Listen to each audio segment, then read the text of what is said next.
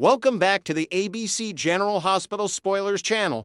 Today, we will dive deep into the heart-pounding drama unfolding in Port Charles on Monday, November 10th, where alliances shatter, secrets unravel, and high-stakes gambits could redefine the city's power structure. As the mayoral election looms like a storm cloud over the harbor, Laura Collins shares a tense heart-to-heart with her daughter Lulu Spencer, confessing that this pivotal night might either salvage or utterly destroy the fragile balance of Port Charles. Laura, ever the vigilant councilwoman with decades of navigating political minefields, elaborates on the razor-thin margins at play, drawing from her own past battles against corruption to underscore how one misstep could unleash chaos on the community she holds dear. She paints a vivid picture of potential fallout, imagining voter turnout swings influenced by whispered scandals and last-second endorsements, while hinting at her personal stake protecting her family's legacy from opportunistic rivals who lurk in the shadows. This candid admission not only heightens Lulu's resolve, but also introduces a new layer of intrigue as Laura reveals a hidden dossier on anonymous donors fueling the opposition, suggesting ties to long-forgotten enemies from her Scorpio days. Deep in the grim confines of Steinmauer prison, Carly Corinthos drops in on Valentin Casadini for what could be their final clandestine rendezvous, boldly declaring that if her intricate scheme unfolds without a hitch, he'll soon breathe free air far from these iron bars. Carly, channeling her unyielding Spencer resilience, honed through years of corporate takeovers and personal betrayals, discloses the pivotal push she gave to Jack Brennan, advocating for Valentin's relocation to a more accessible federal facility on American soil. This move isn't mere mercy, it's a calculated chess play, allowing Valentin's shadowy network of international contacts to pivot operations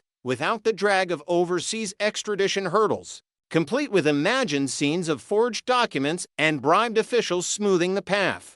Valentin, his piercing gaze flickering with a mix of gratitude and cunning, absorbs the update like a predator sensing prey, immediately brainstorming enhancements to Carly's blueprint, perhaps looping in a rogue Interpol agent from his Casadini playbook to monitor the transfer convoy for ambushes. Shifting to the sleek, high-tech nerve center of Brennan's office, the agent receives a bombshell briefing from Jocelyn Jacks, fresh off overhearing Marco Rios' heartfelt plea for Lucas Jones to relocate to the foreboding Windermere estate. Jocelyn, her Jack's family intuition sharpened by witnessing her mother's endless entanglements, relays the conversation with granular details, Marco's vulnerable tone laced with hints of hidden dangers at the castle, and Lucas's hesitant nod toward embracing a fresh start amid the Gothic spires. Brennan, a master strategist with a background in covert ops that rivals Jason's, seizes on this as a golden infiltration opportunity, arguing that Jocelyn could pose as a concerned ally to scout Windermere's labyrinthine halls, uncovering concealed vaults or surveillance blind spots. To amplify the stakes, Brennan invents a contingency, equipping Jocelyn with a disguised microdrone for aerial sweeps of the island, potentially exposing underground tunnels linking to Spoon Island's forgotten lore. Yet, just as Brennan maps out this audacious ploy, his secure line buzzes with an enigmatic call that sends chills down his spine, the voice mimicking Anna Devane's crisp British inflection, issuing cryptic warnings about impending betrayals. Fans will recall Anna's recent imprisonment in a remote black site facility, her last sighting involving grueling interrogations that left her allies scrambling.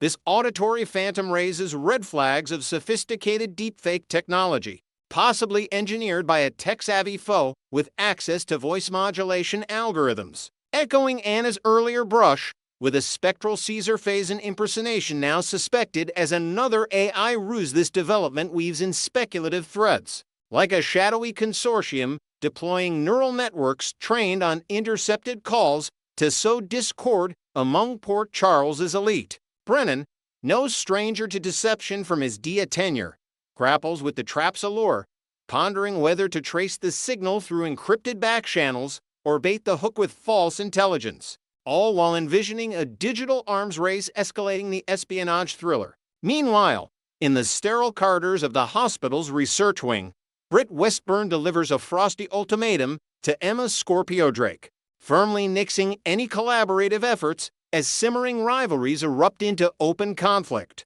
Britt, her Westburn edge tempered by Phazon lineage, but fueled by a drive to atone through medical breakthroughs, elaborates on her boundaries with clinical precision, citing ethical breaches in Emma's impulsive tactics that could jeopardize patient trials. Emma, inheriting her parents' tenacious spirit from Robin and Mac's storied legacy, contemplates a daring Kiefer heist after Rocco Falcone's botched initial foray, envisioning a diversion involving staged emergencies to isolate Britt momentarily. Though luck evades her this round, the setback only steals her partnership with Charlotte Casadini as the duo huddles in a dimly lit lounge, sketching blueprints for breaching the fortified lab and halting the controversial animal experiments, perhaps incorporating holographic decoys to evade security patrols. On a lighter yet laced with danger note, Ava Jerome engages in a charged, flirtatious exchange with Jen Sidwell,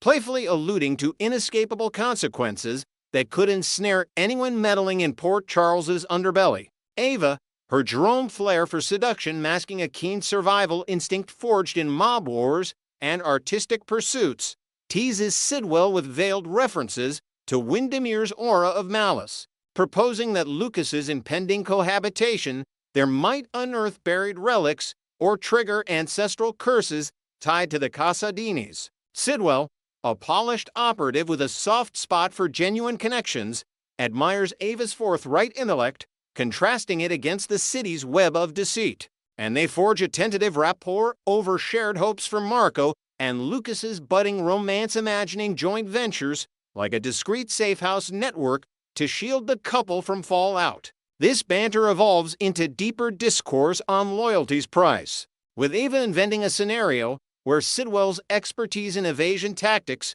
could fortify their mutual interests against encroaching threats. Finally, across town in a fortified safe house shrouded by the dock's fog, Jason Morgan convenes with Sonny Corinthos to deliberate a preemptive strike, urging that they seize the initiative before Jen Sidwell consolidates his grip on Port Charles's criminal empire. Jason, the stoic enforcer whose Morgan loyalty has weathered assassinations and resurrections, outlines escalated maneuvers, perhaps deploying drone surveillance or insider plans to disrupt Sidwell's supply lines, drawing from hypothetical blueprints of the rival's offshore operations. Sonny, the Corinthos patriarch with a code etched in blood from decades of turf wars, weighs the risks with gravelly wisdom, factoring in collateral to family like Christina or Dante, while speculating on Sidwell's vulnerabilities, like estranged allies or laundered funds ripe for exposure. Their strategizing session crackles with urgency,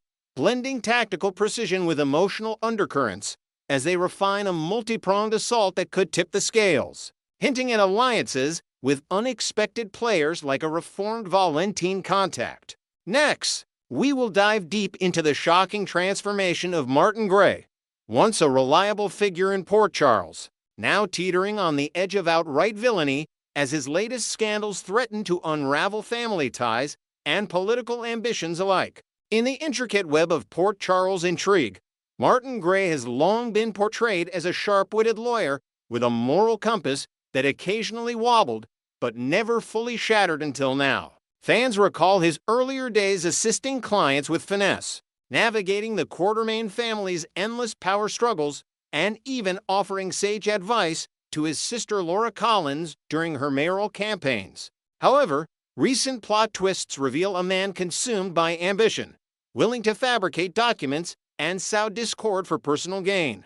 This descent mirrors classic soap opera arcs where trusted allies morph into antagonists, driven by hidden resentments from years of being overshadowed by more prominent siblings like Luke Spencer. Martin's forgery of Monica Quartermain's will stand as a pivotal betrayal, not just a white lie but a calculated strike against the Quartermain legacy, potentially costing millions in estate value and fracturing alliances that have held the town together for decades. The exposure of Martin's elaborate scheme has sent ripples through Port Charles, highlighting how his actions escalated from subtle manipulations to bold-faced deception. Just weeks prior, Martin orchestrated a clever diversion by allying with Stella Henry, using his legal expertise to corner Drew Kane in a heated investigation into hospital insurance discrepancies. Stella's alleged fraudulent filings, involving falsified claims that drained resources from Port Charles General, painted her as a villain in Drew's eyes. But Martin's intervention, complete with fabricated evidence and anonymous tips, shifted the blame and protected his ally. This victory was short-lived, however, as Martin's deep-seated rivalry with Tracy Quartermaine boiled over. Enlisting the enigmatic Veronica Ronibard, a shadowy operative with ties to underground real estate deals, Martin doctored the will to make it appear Monica bequeathed the sprawling Quartermaine mansion to Ronnie instead of Tracy. Invented details in courtroom whispers suggest Ronnie was promised a cut of future property flips, adding layers of greed to the plot. The chaos erupted during a tense family gathering at the mansion, where Tracy's fury led to smashed heirlooms and accusations flying like confetti at a disastrous wedding. Remarkably, the Quartermaines have held back from legal retaliation, perhaps out of lingering respect for Martin's connections or fear of airing more dirty laundry. But this leniency only emboldens him, setting the stage for bolder moves. Martin's fallout with Laura Collins marks a heartbreaking fracture in their sibling bond, raising questions about whether the resilient mayor will become his prime target in a quest for revenge. After the will forgery came to light, Laura, ever the voice of reason in Port Charles politics, delivered a stern ultimatum during a private confrontation at her home: pack your bags and find your own place, or face the consequences of your choices. This eviction wasn't born of hatred, but disappointment, as Laura reflected on their shared history, from childhood escapades in Europe to surviving the Casa Dini threats together. Yet, Martin's bruised ego festers. Sources close to the storyline hint at late-night calls to unsavory contacts, plotting ways to undermine Laura's stability. In this expanded narrative, imagine Martin digging into old family secrets, perhaps unearthing a fabricated scandal involving Laura's early mayoral decisions that could tarnish her image just as election season heats up. His resentment simmers, fueled by feeling like the perpetual sidekick to Laura's heroic spotlight, and fans speculate this personal vendetta could explode into public sabotage, turning brother against sister in a drama reminiscent of the Spencers' own internal wars. As tensions mount, Martin's professional entanglements pull him deeper into a conspiracy that could topple Laura's re-election bid, blending legal maneuvering with ruthless ambition. Serving as top counsel to Drew Kane, Martin has been a fixture in high-stakes strategy sessions with the ambitious developer Jen Sidwell, whose eyes are set on acquiring Sonny Corinthus's valuable waterfront piers for a massive redevelopment project.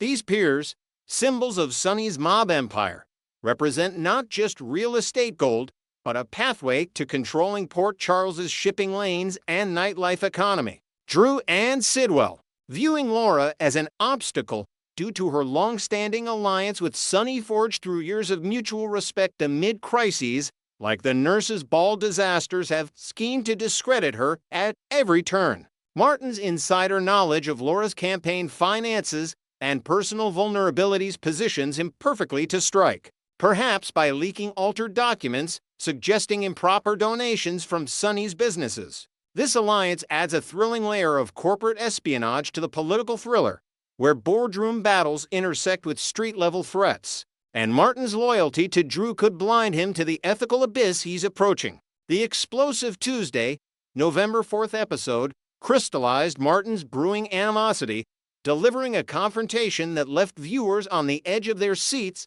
and pondering his villainous potential. In a dimly lit corner of the floating rib, Martin confessed the will forgery to Laura, his voice laced with defiance rather than remorse, detailing how Tracy's arrogance pushed him to the brink. Laura's eyes welled with tears as she voiced her profound letdown, emphasizing how his actions eroded the trust built over decades of family support. Just then, Sonny Corinthos burst in, his presence a timely interruption that ignited the powder keg. Ever the protector of Laura, Sonny demanded answers with his signature intensity. Martin, seizing the moment, hurled accusations of hypocrisy, pointing out how Laura tolerated Sonny's own web of illegal dealings, from shady imports to rival takedowns, without batting an eye. She fired back calmly, clarifying that their bond as siblings remained intact. She wasn't severing ties, but simply enforcing boundaries by asking him to relocate, perhaps to a sleek apartment overlooking the harbor where he could reflect on his path. This exchange, rich with subtext, underscores Martin's growing isolation. His snide remarks about judgment reveal a man grappling with his own moral decay, and the scene's raw emotion hints at deeper betrayals ahead, like anonymous tips to the press that could derail Laura's poll numbers. Looking ahead, Martin's trajectory screams full-blown antagonist, with tantalizing possibilities that could redefine Port Charles' power dynamics for months to come. Will he cross the ultimate line by aiding Drew and Sidwell in tampering with the mayoral election, maybe through hacked voter rolls or planted stories about Laura's collusion with Sonny? Invented extensions to the plot envision Martin recruiting Ronnie Bard for dirt-digging ops, uncovering a long-buried secret from Laura's past like a forgotten affair tied to the election that explodes during a live debate. His villainy might manifest in subtle ways first, such as withholding crucial legal advice during a campaign crisis, escalating to overt sabotage like forging endorsements from fake supporters. This evolution positions Martin as a complex baddie, not a cartoonish foe, but a tragic figure whose ambition devours his humanity, much like past Port Charles turncoats such as Faison or Heather Weber. As the election looms, with stakes involving economic booms from the pier's redevelopment versus preserving Sonny's influence, Martin's choices could spark alliances,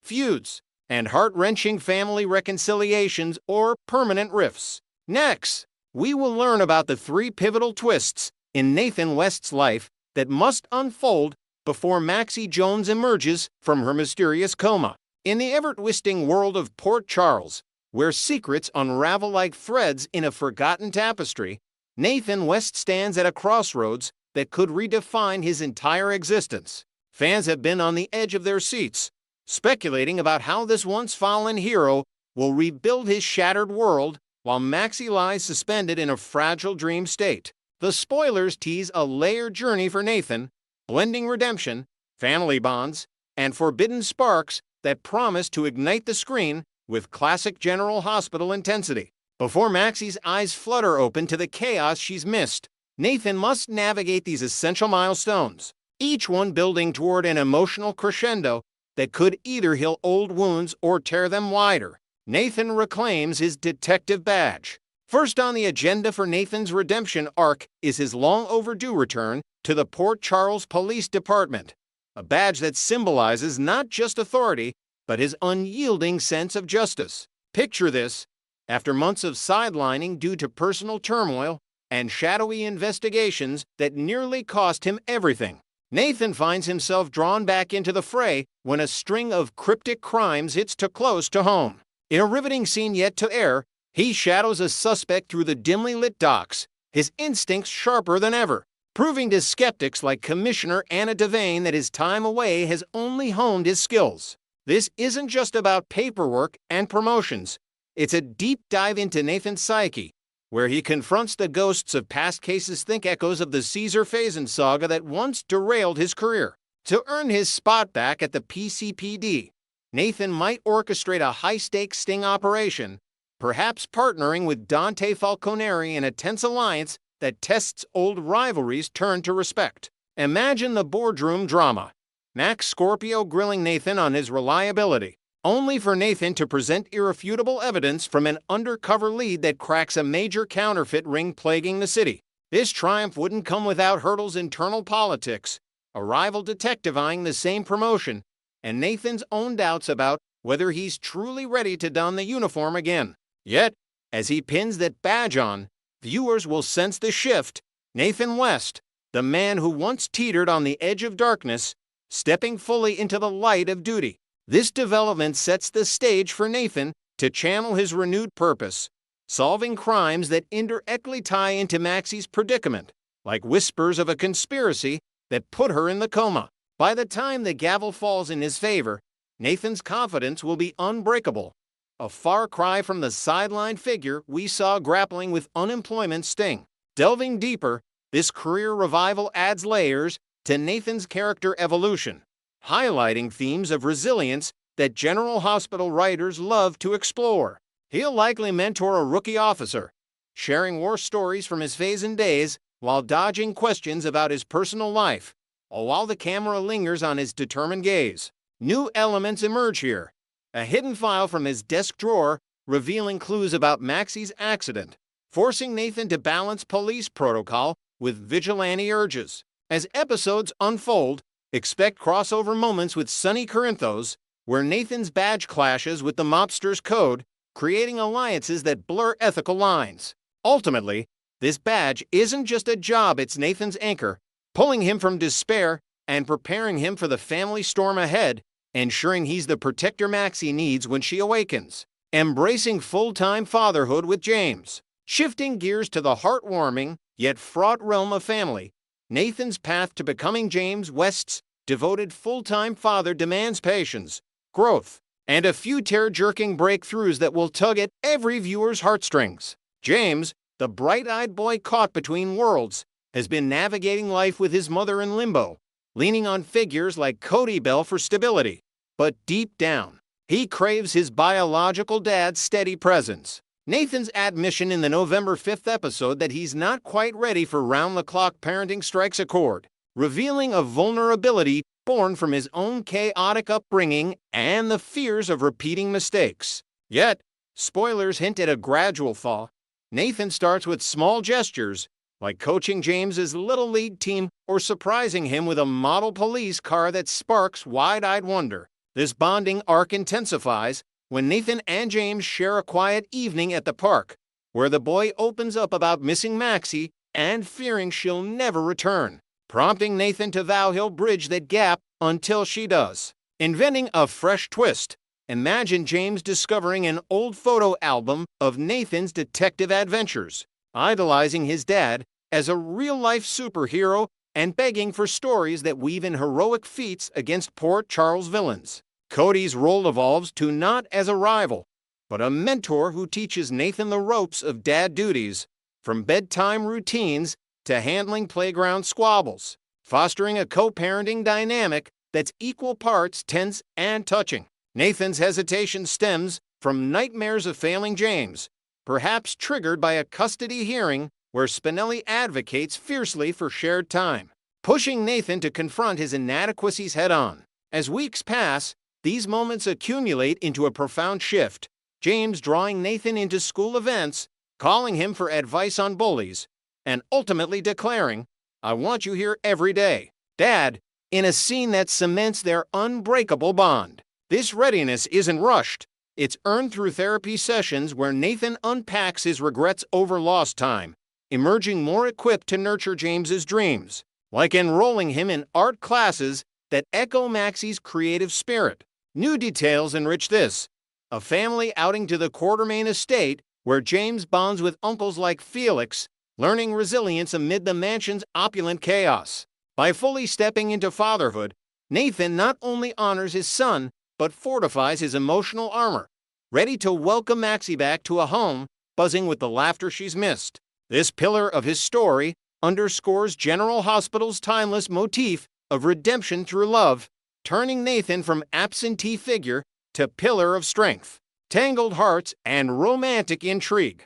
No Port Charles tale is complete without romantic entanglements that simmer like a pot about to boil over. And Nathan's love life is primed for complications that will have fans shipping and gasping in equal measure. With Maxie adrift in unconsciousness, Nathan's heart wanders into uncharted territory, starting with the undeniable electricity crackling between him and Lulu Spencer during their chance encounters at the Metro Court. Those stolen glances and late-night talks about lost loved ones, Lulu mourning her own fractured past build a chemistry that's impossible to ignore, hinting at a slow-burn attraction that could blossom into something forbidden. Spoilers suggest Nathan confides in Lulu about his fears for Maxie, leading to a vulnerable moment where their hands brush, sending ripples through the storyline. To amp up the drama, Envision Nathan torn between this spark and a surprise connection with a new character, a compassionate nurse named Elena, who tends to Maxie and shares Nathan's passion for justice, offering quiet support during hospital vigils. This triangle brews tension.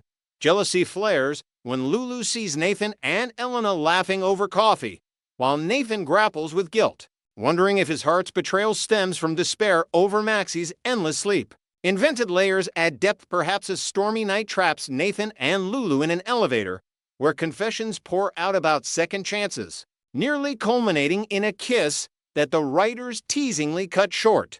Meanwhile, whispers from the canvas suggest Nathan might seek solace in Sasha Gilmore's empathetic ear, her own history of loss mirroring his, creating a web of potential affairs that ensnares half the town. These romantic hurdles force Nathan to question his loyalties, especially as dreams of Maxie haunt him, blending desire with doubt in hallucinatory sequences that blur reality.